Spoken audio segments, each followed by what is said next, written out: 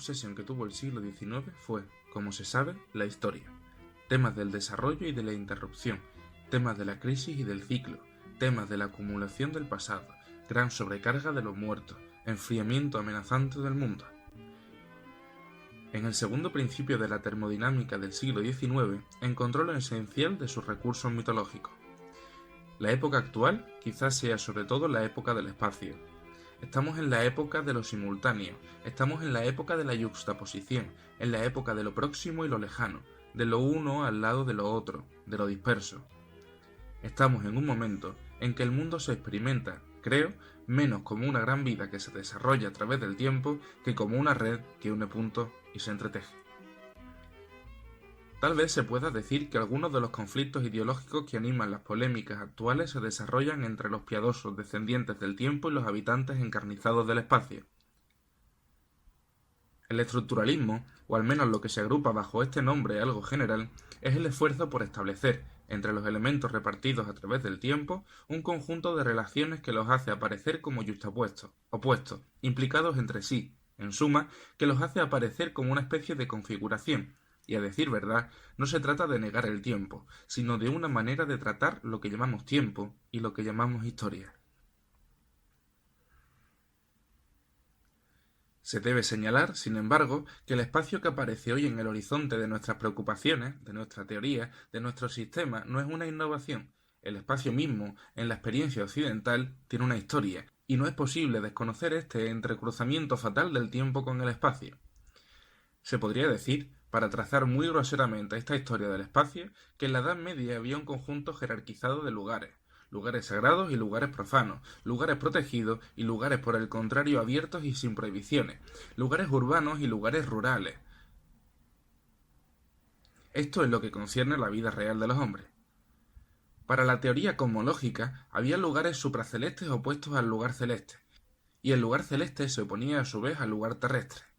Estaban los lugares donde las cosas se encontraban ubicadas porque habían sido desplazadas violentamente, y también los lugares donde, por el contrario, las cosas encontraban su ubicación o su reposo naturales. Era esta jerarquía, esta oposición, este entrecruzamiento de lugares lo que constituía aquello que se podría llamar muy groseramente el espacio medieval, un espacio de localización. Este espacio de localización se abrió con Galileo, ya que el verdadero escándalo de la obra de Galileo no es tanto el haber descubierto, o más bien haber redescubierto que la Tierra giraba alrededor del Sol, sino el haber constituido un espacio infinito e infinitamente abierto, de tal forma que el espacio medieval, de algún modo, se disolvía. El lugar de una cosa no era más que un punto de su movimiento, así como el reposo de una cosa no era más que su movimiento indefinidamente desacelerado. Dicho de otra manera, a partir de Galileo, a partir del siglo XVII, la extensión sustituye a la localización. En nuestros días, el emplazamiento sustituye a la extensión que por su cuenta ya había reemplazado la localización.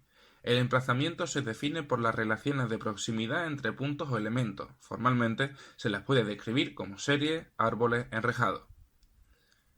Por otra parte, es conocida la importancia de los problemas de emplazamiento en la técnica contemporánea, almacenamiento de la información o de los resultados parciales de un cálculo en la memoria de una máquina, circulación de elementos discretos, con salida aleatoria, como los automóviles, simplemente, o los sonidos a lo largo de una línea telefónica, identificación de elementos, marcados o codificados, en el interior de un conjunto que está distribuido al azar o clasificado en una clasificación unívoca o clasificado según una clasificación plurívoca, etc. De una manera todavía más concreta, el problema del sitio o del emplazamiento se plantea para los hombres en términos de demografía, y este último problema del emplazamiento humano no plantea simplemente si habrá lugar suficiente para el hombre en el mundo, problema que es después de todo bastante importante, sino también el problema de qué relaciones de proximidad, qué tipo de almacenamiento, de circulación, de identificación, de clasificación de elementos humanos deben ser tenidos en cuenta en tal o cual situación para llegar a tal o cual fin. Estamos en una época en que el espacio se nos da bajo la forma de relaciones de emplazamiento.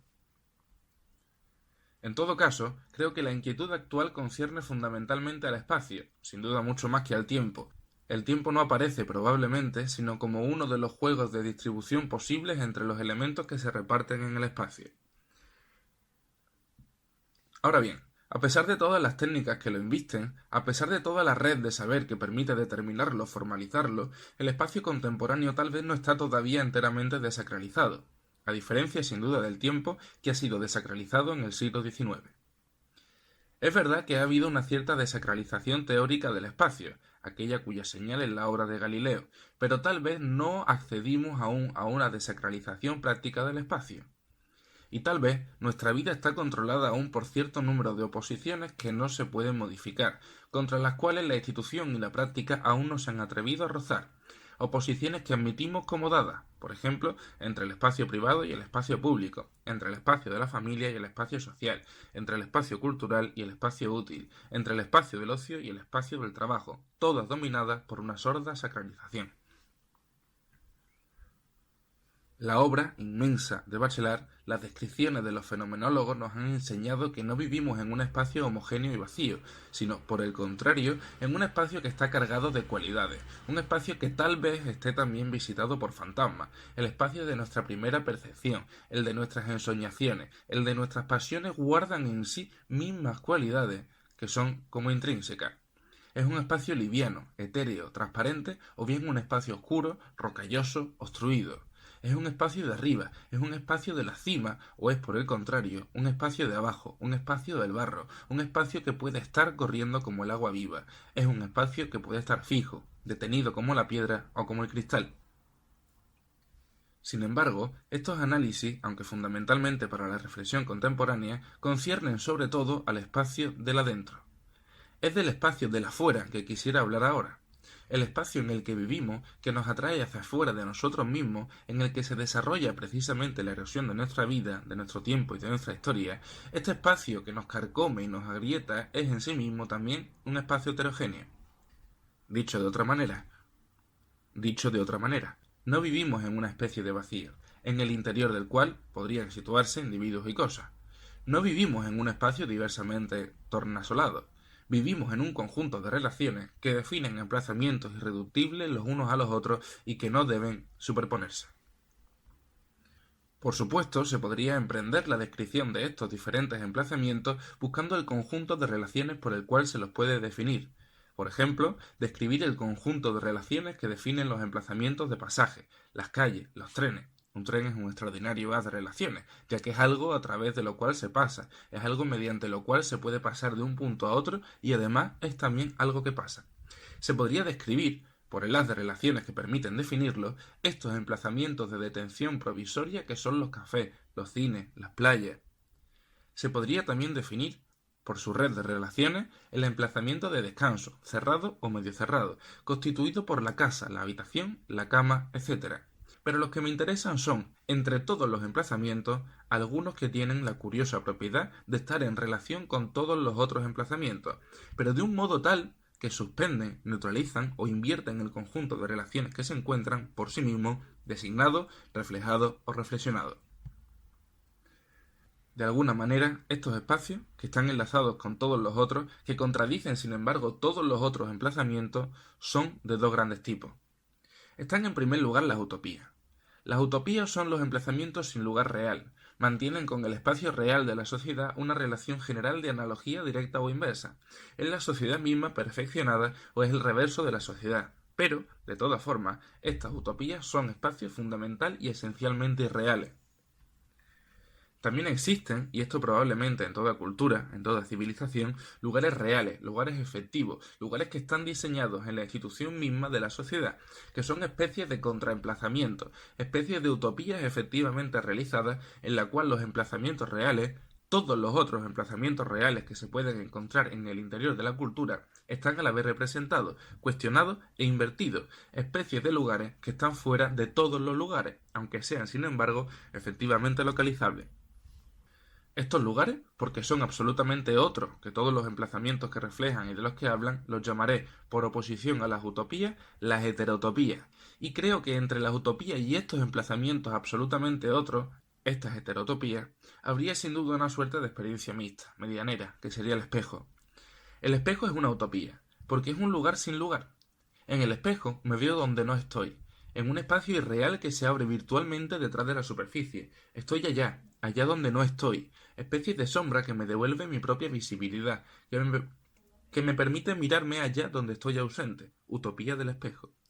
Pero es igualmente una heterotopía, en la medida en que el espejo existe realmente y tiene, sobre el lugar que ocupo, una especie de efecto de retorno. A partir del espejo me descubro ausente en el lugar en que estoy, puesto que me veo allá. A partir de esta mirada que de alguna manera recae sobre mí, del fondo de este espacio virtual que está al otro lado del vidrio, vuelvo sobre mí y empiezo a poner mis ojos sobre mí mismo y a reconstruirme allí donde estoy. El espejo funciona como una heterotopía en el sentido de que convierte este lugar que ocupo, en el momento en que me miro en el vidrio, en absolutamente real, enlazado con todo el espacio que lo rodea y a la vez absolutamente irreal, ya que está obligado, para ser percibido, a pasar por este punto virtual que está allá. En cuanto a las heterotopías propiamente dichas, ¿cómo se las podría describir? ¿Qué sentido tienen? ¿Cómo se las podría describir? ¿Qué sentido tienen? Se podría suponer, no digo una ciencia, porque es una palabra demasiado prostituida ahora, sino una especie de descripción sistemática que tuviera por objeto, en una sociedad dada, el estudio, el análisis, la descripción, la lectura, como se gusta decir ahora, de estos espacios diferentes, estos otros lugares, algo así como una polémica a la vez mítica y real del espacio en que vivimos. Esta descripción podría llamarse la heterotopología. Primer principio. No hay probablemente una sola cultura en el mundo que no constituya heterotopía. Es una constante de todo grupo humano, pero las heterotopías adquieren evidentemente formas que son muy variadas, y tal vez no se encuentre una sola forma de heterotopía que sea absolutamente universal. Sin embargo, es posible clasificarlas en dos grandes tipos. En las sociedades llamadas primitivas hay una forma de heterotopías que yo llamaría heterotopías de crisis, es decir, que hay lugares privilegiados o sagrados o prohibidos reservados a los individuos que se encuentran en relación a la sociedad y al medio humano en el interior del cual viven, en estado de crisis. Los adolescentes, las mujeres en el momento de la menstruación, las parturientas, los viejos, etc. En nuestra sociedad, estas heterotopías de crisis están apareciendo, aunque se encuentran todavía algunos restos. Por ejemplo, el colegio, bajo su forma del siglo XIX, o el servicio militar para los jóvenes jugaron ciertamente tal rol, ya que las primeras manifestaciones de la sexualidad viril debían tener lugar en otra parte, diferente de la familia. Para las muchachas existía, hasta mediados del siglo XIX, una tradición que se llamaba el viaje de boda, un tema ancestral. El desfloramiento de la muchacha no podía tener lugar en ninguna parte, y en ese momento el tren, el hotel del viaje de boda, era en ese lugar de ninguna parte, esa heterotopía sin marca geográfica. Pero las heterotopías de crisis desaparecen hoy y son reemplazadas, creo, por heterotopías que se podrían llamar de desviación, aquellas en las que se ubican los individuos cuyo comportamiento está desviado con respecto a la media o a la norma exigida. Son las casas de reposo, las clínicas psiquiátricas, son, por supuesto, las prisiones, y debería agregarse los geriátricos, que están de alguna manera en el límite de la heterotopía de crisis y de la heterotopía de desviación, ya que, después de todo, la vejez es una crisis, pero igualmente una desviación, porque en nuestra sociedad, donde el tiempo libre se opone al tiempo de trabajo, el no hacer nada es una especie de desviación. El segundo principio de esta descripción de las heterotopías es que, en el curso de su historia, una sociedad puede hacer funcionar de una forma muy diferente una heterotopía que existe y que no ha dejado de existir. En efecto, cada heterotopía tiene un funcionamiento preciso y determinado en la sociedad, y la misma heterotopía puede, según la sincronía de la cultura en que se encuentra, tener un funcionamiento u otro. Tomaré por ejemplo la curiosa heterotopía del cementerio. El cementerio es ciertamente un lugar otro en relación a los espacios culturales ordinarios.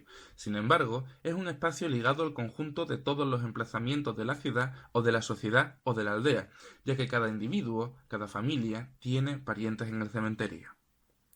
En la cultura occidental, el cementerio existió prácticamente siempre, pero sufrió mutaciones importantes. Hasta el fin del siglo XVIII, el cementerio se encontraba en el corazón mismo de la ciudad, a un lado de la iglesia. Existía allí toda una jerarquía de sepulturas posibles. Estaba la fosa común, en la que los cadáveres perdían hasta el último vestigio de individualidad. Había algunas tumbas individuales y también había tumbas en el interior de la iglesia. Estas tumbas eran de dos especies. Podían ser simplemente baldosas con una marca o mausoleos con estatuas. Este cementerio, que se ubicaba en el espacio sagrado de la iglesia, ha adquirido en las sociedades modernas otro aspecto diferente, y, curiosamente, en la época en que la civilización se ha vuelto, como se dice muy groseramente, atea, la cultura occidental inauguró lo que se llama el culto de los muertos. En el fondo, era muy natural que en la época en que se creía efectivamente en la resurrección de los cuerpos y en la inmortalidad del alma, no se haya prestado al despojo mortal una importancia capital. Por el contrario, a partir del momento en que no se está muy seguro de tener un alma, ni de que el cuerpo resucitará, tal vez sea necesario prestar mucha más atención a este despojo mortal, que es finalmente el último vestigio de nuestra existencia en el mundo y en las palabras. En todo caso, a partir del siglo XIX, cada uno tiene derecho a su pequeña caja para su pequeña descomposición personal, pero, por otra parte, recién a partir del siglo XIX se empezó a poner los cementerios en el límite exterior de las ciudades. Correlativamente a esta individualización de la muerte y a la apropiación burguesa del cementerio, nació la obsesión de la muerte como enfermedad. Se supone que los muertos llevan las enfermedades a los vivos, y que la presencia y la proximidad de los muertos al lado de la casa, al lado de la iglesia, casi en el medio de la calle, propaga por sí misma la muerte. Este gran tema de la enfermedad, esparcida por el contagio de los cementerios, persistió en el fin del siglo XVIII, y en el transcurso del siglo XIX comenzó su desplazamiento hacia los suburbios. Los cementerios constituyen entonces no sólo el viento sagrado e inmortal de la ciudad, sino la otra ciudad, donde cada familia posee su negra morada. Tercer principio. La heterotopía tiene el poder de yuxtaponer en un solo lugar real múltiples espacios, múltiples emplazamientos que son en sí mismos incompatibles. Es así que el teatro hace suceder sobre el rectángulo del escenario toda una serie de lugares que son extraños, los unos a los otros.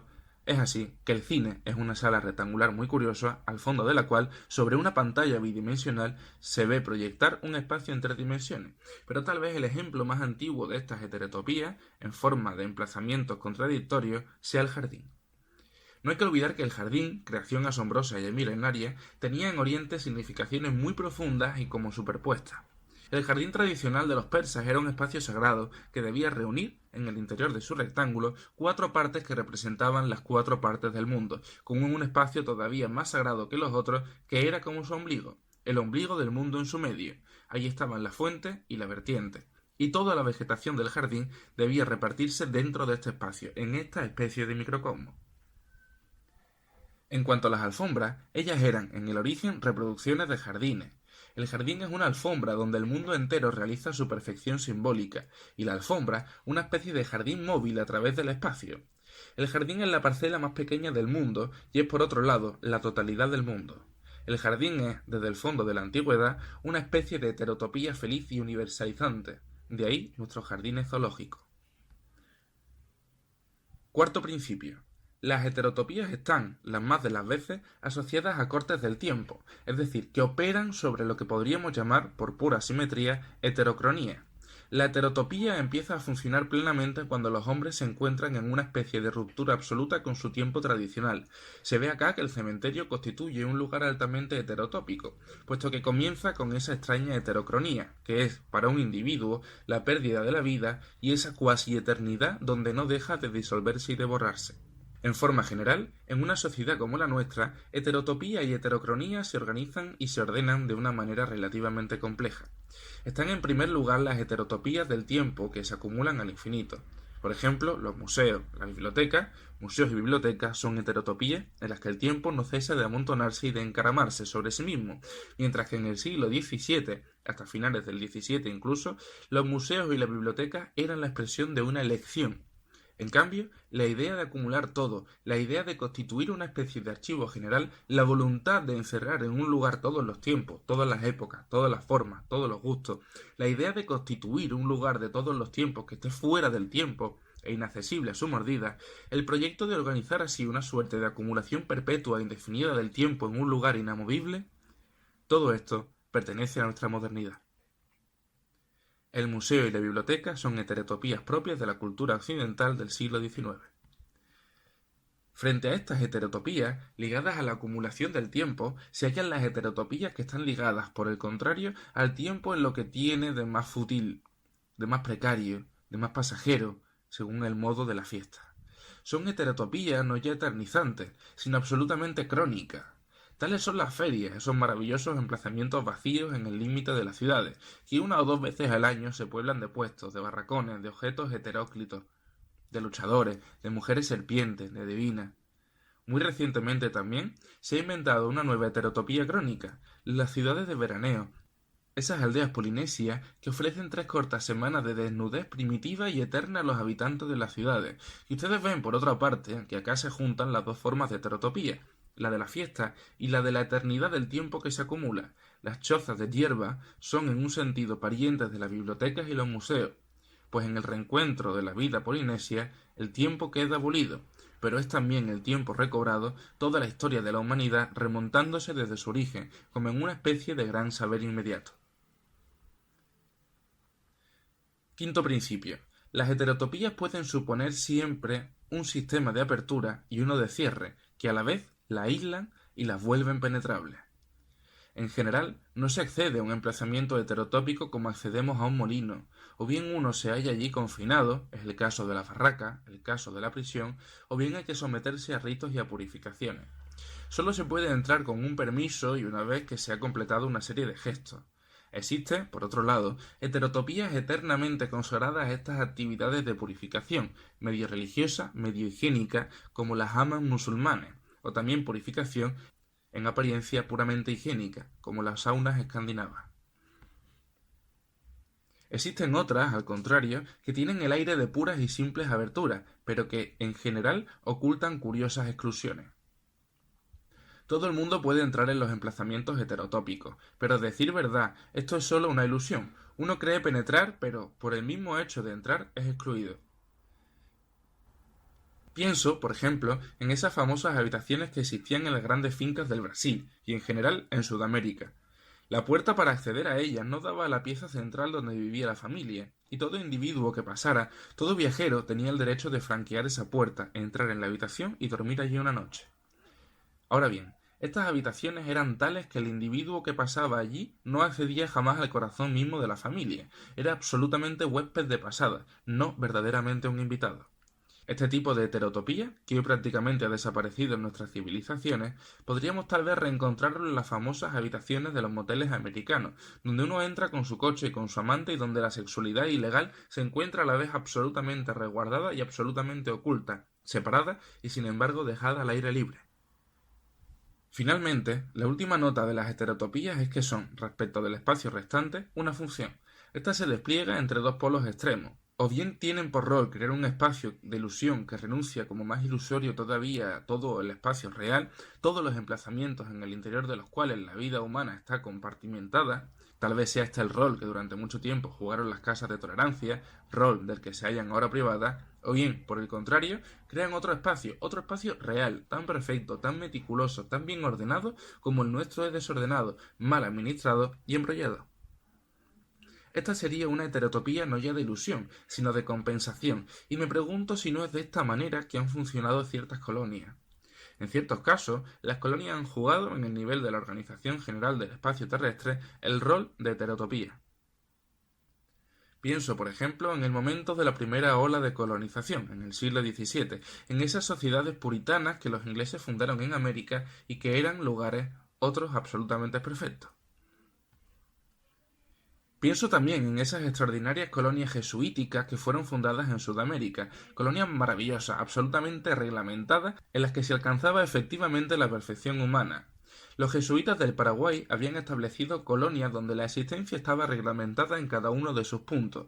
La aldea se repartía según una disposición rigurosa alrededor de una plaza rectangular al fondo de la cual estaba la iglesia, a un costado el colegio, del otro el cementerio, y después, frente a la iglesia se abría una avenida que otra cruzaría en ángulo recto. Las familias tenían cada una su pequeña choza a lo largo de estos ejes y así se reproducía exactamente el signo de Cristo. La cristiandad marcaba así con su signo fundamental el espacio y la geografía del mundo americano. La vida cotidiana de los individuos era regulada no con un silbato, pero sí por las campanas. Todo el mundo debía despertarse a la misma hora, el trabajo comenzaba para todos a la misma hora, la comida de las 12 y a las 5, después uno se acostaba y a la medianoche sonaba lo que podemos llamar la diana conyugal. es decir, que al sonar la campana cada uno cumplía con su deber. Casas de tolerancia y colonias son dos tipos extremos de heterotopía, y si uno piensa que, después de todo, el barco es un pedazo flotante de espacio, un lugar sin lugar, que vive por él mismo, que está encerrado sobre sí mismo, y que al mismo tiempo está librado al infinito del mar, y que, de puerto en puerto, de orilla en orilla, de casa de tolerancia en casa de tolerancia, va hasta las colonias a buscar lo más precioso que ellas encierran en sus jardines, ustedes comprenden por qué el barco ha sido, para nuestra civilización, desde el siglo XVI hasta nuestros días, a la vez, no solamente el instrumento más grande de desarrollo económico, no es de eso de lo que hablo hoy, sino la más grande reserva de imaginación. El navío es la heterotopía por excelencia. En las civilizaciones sin barco, los sueños se agotan, el espionaje reemplaza allí la aventura y la policía a los corsarios. Michel Foucault, de los espacios otros, d'Espace Autre, conferencia dictada en el Círculo de Estudios Arquitectónicos el 14 de marzo de 1967, publicada en la revista Arquitectura, Movimiento, Continuidad, número 5, en octubre del año 1984. Traducción por Pablo Blitzstein y Tadeo Lima.